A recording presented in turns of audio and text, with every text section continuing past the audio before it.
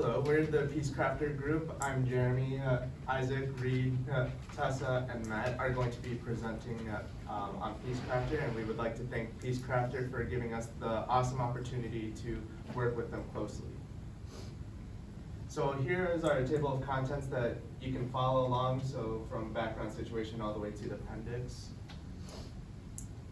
So this is a story of a woman that was able to find hope through Operation Peacemaker. And it's a great reminder of why Peacemaker and PeaceCrafter do what they do. And she says that I am calling myself in the scarf named after me, Shivani. Shivani means new beginnings. And that is what I feel defines my story after finding Operation Peacemaker. I've been given a new beginning after 9 years of hopelessness. All right, so looking here into the executive summary, we asked 2 underlying research questions, and the first one was which distribution channel would be the most successful and sustainable for PeaceCrafter's fair trade products.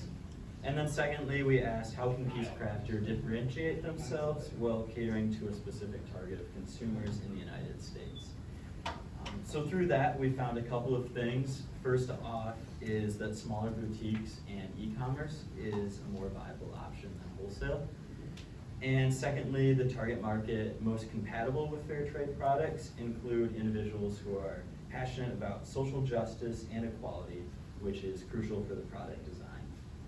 And then finally, we did 3 recommendations, which we will touch on later in the presentation. Firstly, send sample products to the United States so that you can pitch that to retail stores, trade shows, etc. Secondly, reconfigure the website navigation and create a social media campaign to share that story. And finally, tailor products to the target market, to the target market's current trends with the help of a hired product designer. So here is our research overview where we did primary and secondary research. So we did a lot of interviews for our primary research from fair trade boutiques from The Bridge, Global Gifts, and Global Infusions. And we also did 18 different interviews based on the target market. Our secondary research consisted a lot of business articles and cases based on fair trade. And we also used the public sources such as the Fair Trade Businesses brochures and the Heckman Library sources such as JSTOR and ProQuest.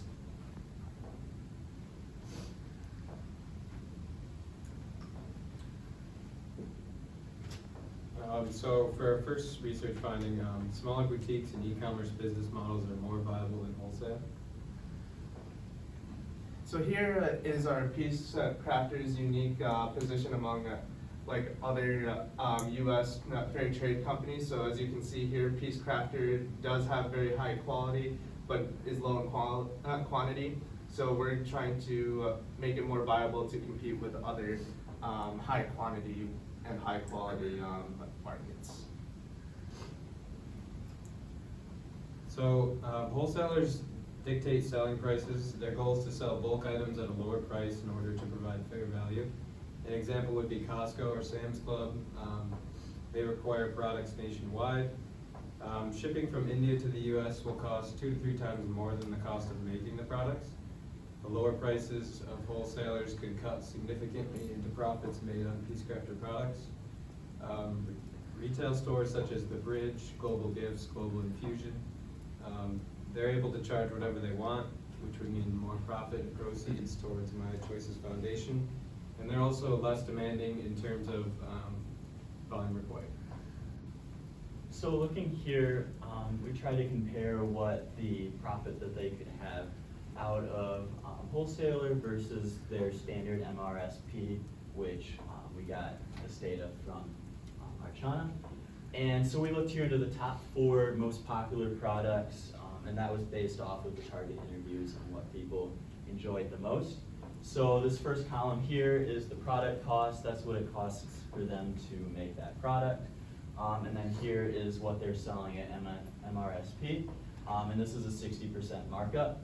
But then looking here into the wholesaler price that is required, there's required by wholesalers to take 50% off the MRSP.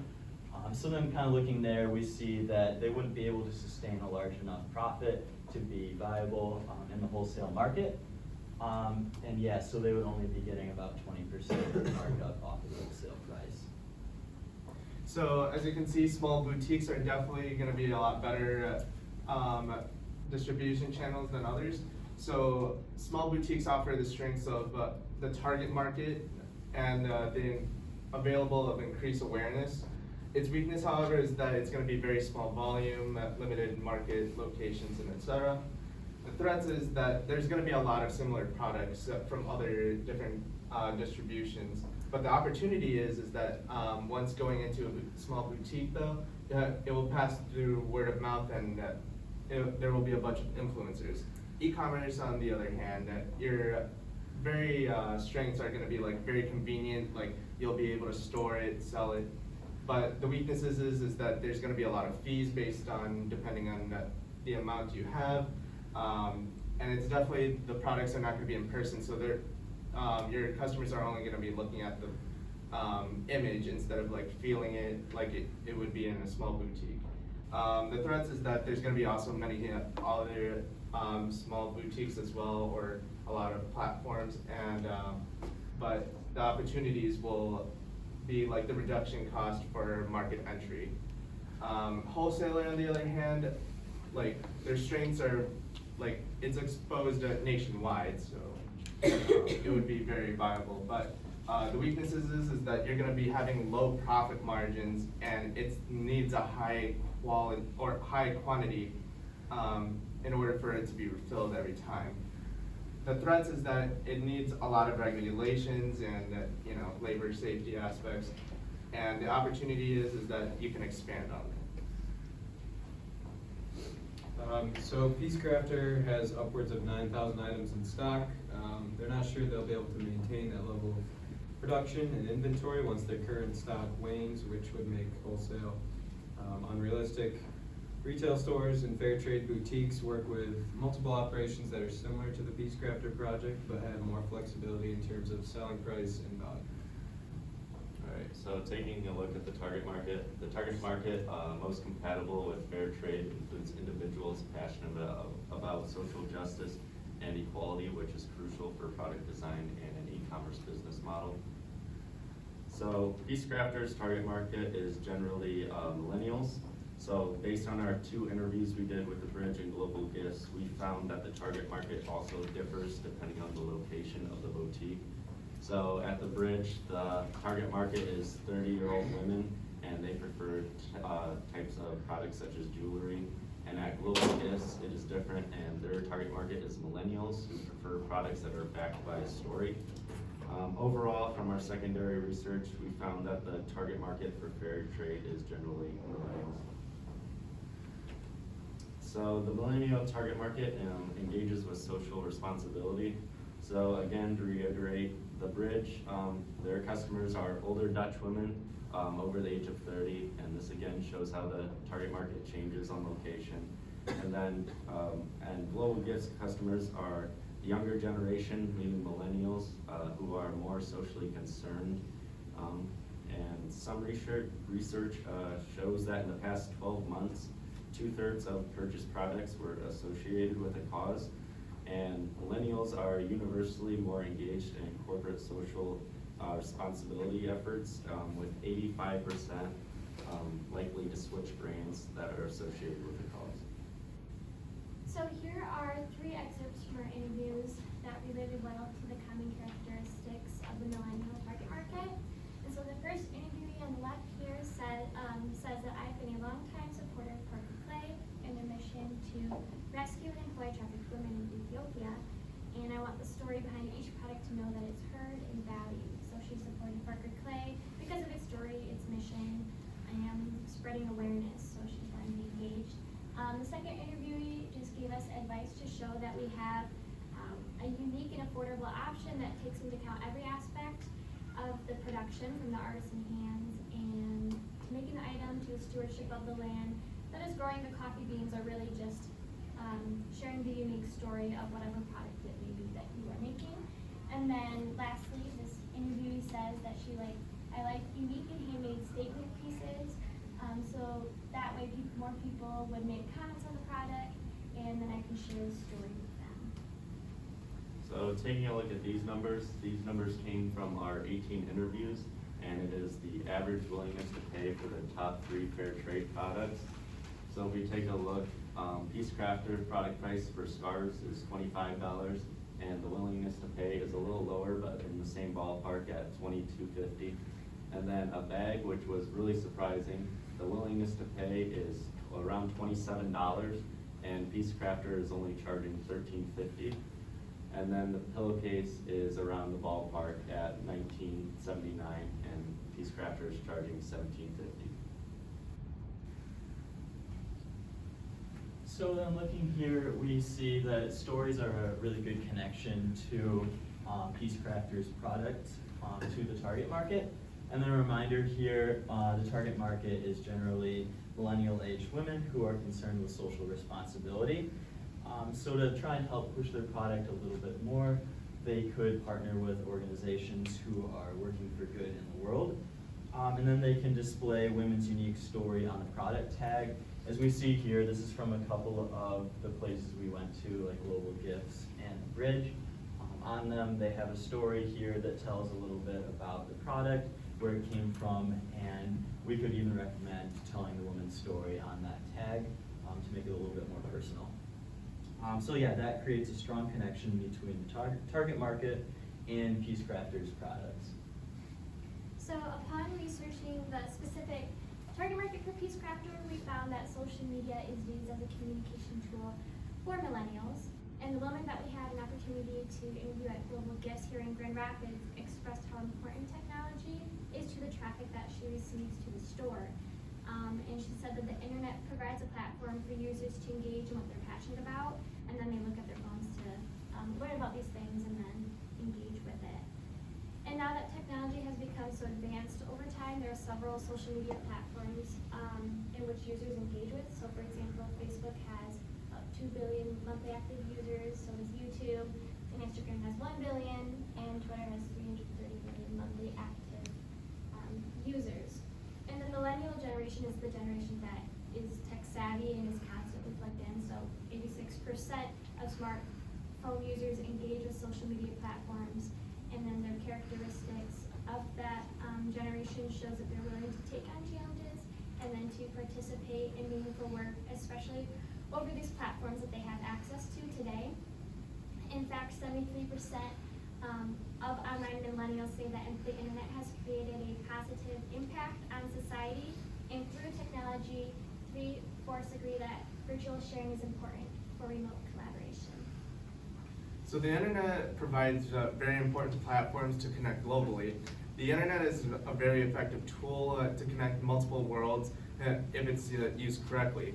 The U.S. market is has little knowledge on PeaceCrafter and its mission. So in order to do that, we need to create a stronger and consistent marketing effort to critically raise awareness to make conversation that will be throughout the world. So our key findings is that we had smaller boutiques and e-commerce are more viable than wholesale, and the target market is most compatible with fair trade, including individuals that are passionate about social justice and equality, which is crucial for product design and an e-commerce business model. So now we're going to go into our recommendations, and the recommendation overview is that one, direct sales to fair trade boutiques, then to build an online presence, and then finally we would be tailoring the products to specific target market. Alright, so our first recommendation is to do direct sales to fair trade boutiques.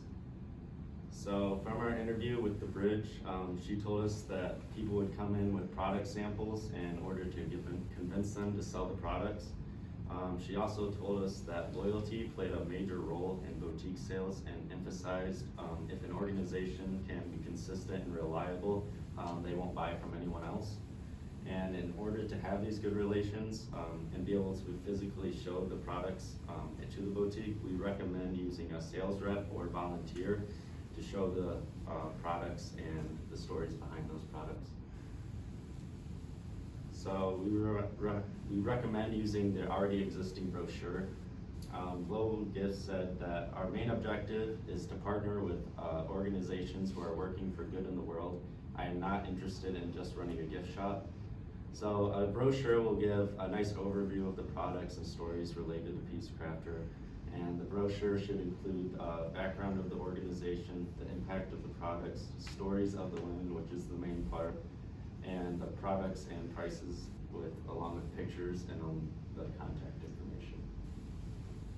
So our second recommendation is for PeaceCrafter to build an online presence because, next slide, a strong internet presence will allow for PeaceCrafter to connect to the US market. And we want to highlight this recommendation in particular just because it's critical for reaching millennial-based audience, especially if you were to do so in India, you could do it based there, and it's just a good idea to raise brand awareness in such a saturated industry. And so the first way that PeaceCrafter can build an online presence is through restructuring website navigation and search engine results. They can first do this by creating a tab on the My Choice Foundation and Peacemaker page to specifically indicate the PeaceCrafter shop. So just a reminder that PeaceCrafter project falls under the Peacemaker operation in the umbrella, and there's currently no tab toward the PeaceCrafter shop on the Peacemaker website. There is on the main organization as a whole website, but by having both, it would just help the users who engage with the website navigate it easier, and if once they learn about what the project is doing, then they can easier engage instead of having to search around for ways to do so. Secondly, they can use a consistent brand logo for online users to correlate Peacemaker Shop to My Choice Foundation when using online search engines. So right now, when you Google PeaceCrafter Shop, that icon is different than the Peacemaker and the Peace Choices Foundation, so having kind of consistency there will help users better connect the project to its operation in the core organization. So another way we recommend PeaceCrafter to build an online presence is through integrating PeaceCrafter's Our Stories campaign across social media platforms that millennials so closely utilize. And in order to share the Our Stories campaign, PeaceCrafter would have to make like an Instagram or a Facebook dedicated to it, because they don't have that yet, dedicated to PeaceCrafter in particular. And then they can share our story testimonies through videos of the women and their stories and the process behind the products. And then in order for PeaceCrafter to connect with the active social media platform users, they can create a hashtag where consumers can share what they bought and how they can make new stories with their products. And our example is hashtag #OurStoriesConnected, and this will allow for dialogue and feedback between the consumer and the producer. And lastly, just in order to implement this, it would be wise to make a social media calendar just to be consistent, just so that your information doesn't get lost in the platforms, just because there's a lot of content always flowing through. So this is an example that we thought might look like if you did the Our Stories Connected campaign.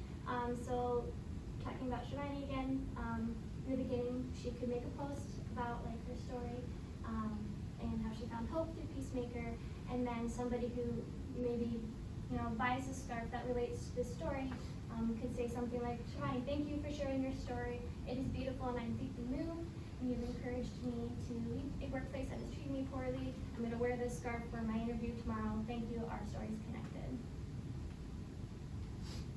And then our third recommendation is to tailor products to the target market.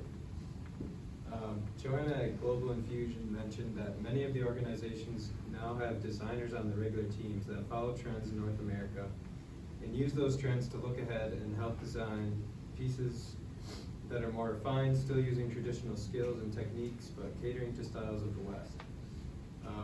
So a recent trend in fair trade is to hire a fashion designer to assist in acclimating products to the US market. And then we estimated some salaries. A full-time starting salary would be around $45,000 a year, and part-time would be around $27,000.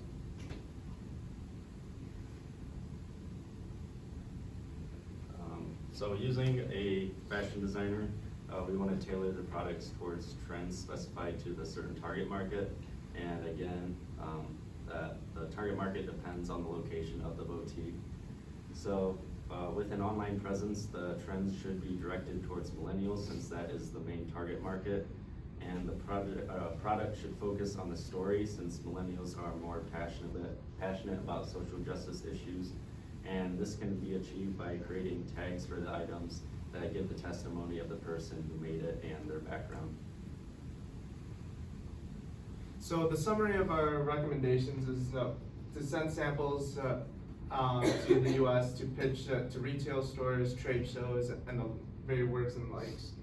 And then another is to reconfigure the website navigation and create a social media campaign so that PeaceCrafter's story can be spread throughout.